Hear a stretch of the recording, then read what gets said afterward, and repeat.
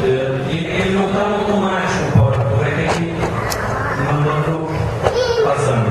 As artes marciais têm uma característica muito interessante que nós vamos ver. Tá? O que é uma arte marcial? Tá? O que é uma arte marcial? Uma brevíssima história das artes marciais. Tá? Os diferentes tipos de artes marciais. Tá? O que está acontecendo nas artes marciais? É isso que nós vamos rapidamente, em curto intervalo, ver. O que é uma arte marcial? Se nós perguntarmos aqui aos companheiros da mesa, cada um deles vai, diante da sua experiência, da sua vivência, dar a sua visão e a sua definição. Mas, basicamente, as artes marciais são algo que acompanha a história humana desde que nós nos organizamos como uma civilização. Por quê? No momento em que nós começamos a viver aglomerados e que nós começamos a acumular riquezas, desde esse momento, os seres humanos perceberam que, em função da ganância, da inveja, da cobiça, do medo, algumas pessoas tentavam subtrair algo de outras, e surgiram pessoas especializadas, que se especializaram e começaram a estudar como lutar melhor.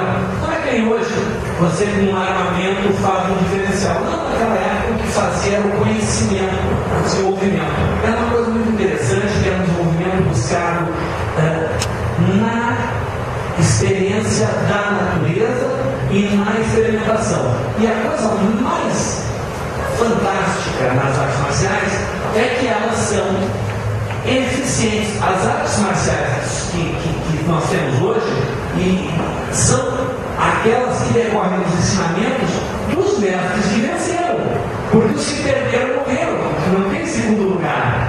Tá? Na luta não tem segundo lugar, né? Porque era vida ou morte, né? E era assim que funcionava. Então, as artes marciais são uma forma de combate. Tá? Elas têm várias acepções. Tá? Tem várias acepções, várias formas de acontecer. E no mundo moderno elas vêm se apresentando basicamente em modalidades que nós podemos dividir em 4 modalidades. As artes marciais que conservam a sua característica original, que era muito ligada à filosofia. Nas artes marciais de origem japonesa, eles falam metafilosofia zen, ligada ao zen budismo. Nas artes marciais de origem chinesa, influenciadas pelo chinês, falam do taoísmo, tá? Aquela concepção da dualidade do universo. Então, todas elas têm o Muay Thai também, tem suas ligações, é a monarquia mais antiga do mundo, se eu não estou enganado. Então, todas elas têm uma concepção filosófica. Tá? Além da concepção filosófica, no mundo moderno, as artes marciais têm também uma concepção de defesa pessoal. Porque nós vivemos num mundo lamentavelmente violento. Apesar de todo o progresso que nós atravessamos, nós vivemos num mundo violento. E esse mundo violento, é bom a gente... forte é quem vence sem lutar, vence sem lutar, mas não pode vencer lutando. Então é bom que se saiba alguma coisa. E isso melhora a capacidade. As artes marciais também, além de defesa pessoal e além do caminho, do budô, elas têm o lado do esporte, tá?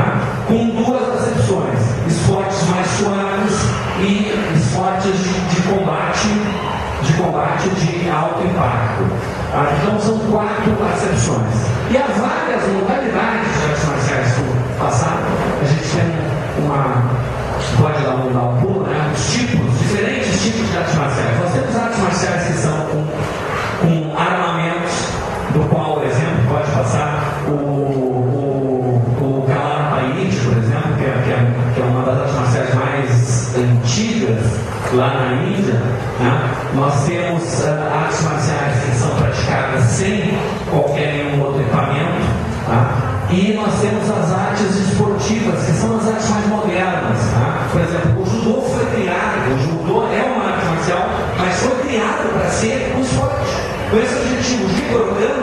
O pai da educação física japonesa, ele cria o judô a partir de tudo que ele havia aprendido, tido de experiências na vivência dele. Ele cria o judô para justamente propiciar que se praticasse aquilo como um esporte no sistema de ensino. No sistema de ensino. O próprio taekwondo, na sua origem moderna, ele é muito criado como uma modalidade esportiva, já com a tônica toda voltada para isso. As artes marciais tradicionais também se esportivizaram. O karatê, que foi em função da Segunda Guerra Mundial, quando os americanos se instalam lá e descobrem o karatê, eles disseminaram. Foi a arte marcial que realmente se disseminou mais rapidamente, no início da segunda metade do século passado. E o próprio karatê mudou. As competições de karatê hoje são totalmente diferentes do que era há 50 anos atrás. A diferença não tem mais. E há as subdivisões de modalidades. A quantidade de artes marciais é impressionante. Pode passar. Se vocês acessarem a Wikipédia em português, acho que todo mundo conhece, e vocês botarem, por exemplo, ali para acessarem capoeira, aí na capoeira vai dizer que é uma arte marcial brasileira. Se você clicar em arte marcial brasileira, que não tem essa página, vai dizer, ele abre como um anexo, perdão, ele vai dar que nós temos criadas no Brasil mais de 30 modalidades de artes marciais, criadas no Brasil. A capoeira, a mais importante sem dúvida, não podemos esquecer o jiu-jitsu na versão da família Gracie, que é uma arte marcial muito importante, mas tem várias outras que são derivações, Então, só no Brasil tem isso. No Japão, varia, me falam de 179 artes marciais diferentes, com mais as subdivisões que existem dentro das artes marciais. Dentro das artes marciais, as subdivisões. Praticamente, quase todas elas têm essa característica. Subdivisões que vão acontecendo pelos mais variados motivos. Mas elas existem e são inúmeras. Então, nós temos um universo enorme. Um enorme universo de artes marciais. Os benefícios da prática de arte marcial. Isso é uma coisa muito importante que a maioria de nós aqui sabe, mas às vezes a gente não para pensar ou para poder contar isso. As artes marciais, elas desenvolvem a capacidade de percepção, elas desenvolvem a habilidade de raciocínio, elas desenvolvem a capacidade de serenidade, manter a paz, que é a coisa mais difícil no mundo moderno hoje, é manter a paz. Manter a paz interior. E se você mantiver a sua paz, você consegue enfrentar qualquer problema com um melhor resultado. É muito mais fácil sair de qualquer buraco sem se desesperar. E esse é o grande paradoxo das artes marciais, que é o título que dois dos principais repórteres da BBC de Londres deram ao livro que eles escreveram, O Caminho do Guerreiro, o Paradoxo das Artes Marciais.